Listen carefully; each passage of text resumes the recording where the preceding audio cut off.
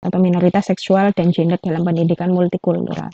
Bab ini membahas bagaimana isu-isu LGBTQ sering kali diabaikan dalam pendidikan multikultural. Nah, beberapa poin utama yang terdapat di dalam bab ini diantaranya seksualitas dan identitas gender. Nah, merupakan bagian dari keberagaman sosial yang perlu diakui dan dihargai serta bahwa pendidikan harus berperan dalam menciptakan kesetaraan dan penerimaan bagi semua individu, terlepas dari orientasi seksual dan identitas gender pada mereka. Nah, kemudian masalah LGBT dan kurikulum sekolah. Meskipun terdapat kemajuan dalam upaya memasukkan isu LGBTQ dalam kurikulum sekolah, masih terdapat banyak hambatan yang harus diatasi.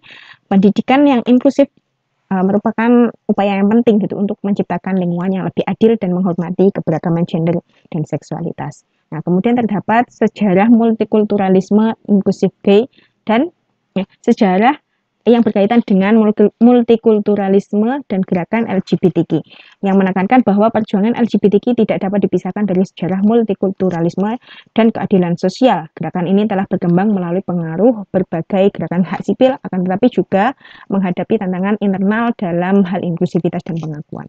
Nah, sejarah multikulturalisme inklusif gay dan inklusivitas kurikuler lainnya yang menegaskan bahwa meskipun terdapat kemajuan dalam memasukkan isu LGBTQ dalam pendidikan multikultural, tantangan politik dan sosial masih menjadi hambatan yang besar.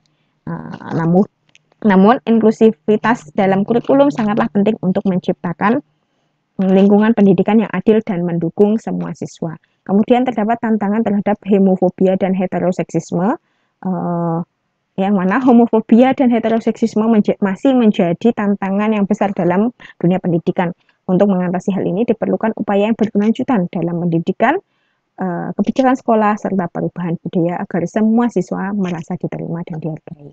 Kemudian poin berikutnya terdapat menentang asumsi tentang kelompok LGBTQ. Nah, perihal LGBTQ harus dikaji ulang dan ditentang melalui pendidikan yang lebih inklusif.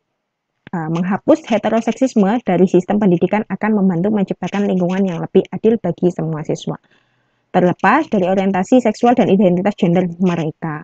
Nah, mengapa homofobia? Homofobia bukan hanya persoalan individu, tetapi merupakan bagian dari sistem sosial yang lebih besar. Untuk mengatasinya, diperlukan perubahan budaya, kebijakan inklusif, serta pendidikan yang mengajarkan penghormatan terhadap keberagaman gender dan seksual. Nah, kemudian terdapat dilema inklusi dari queer sendiri.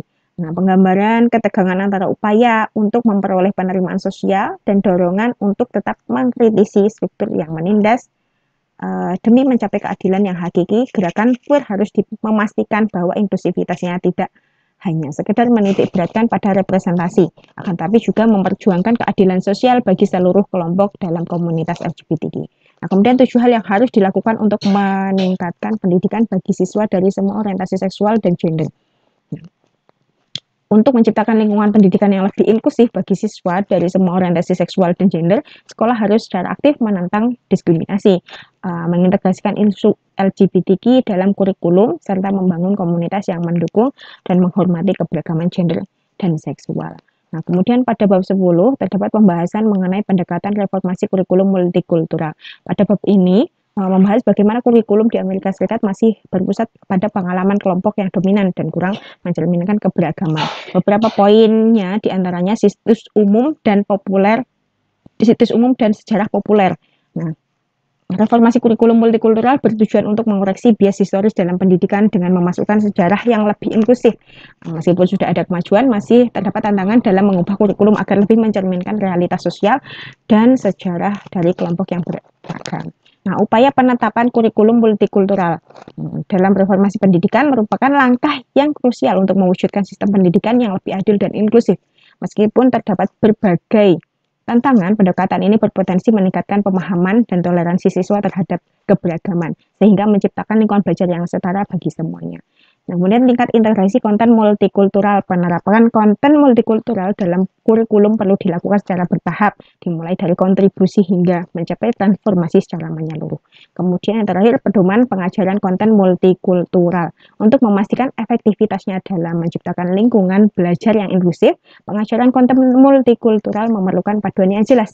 Dengan menerapkan strategi yang tepat, pendidikan multikultural dapat mendorong pemahaman, toleransi, dan keterlibatan sosial yang lebih kuat di kalangan siswa. Mungkin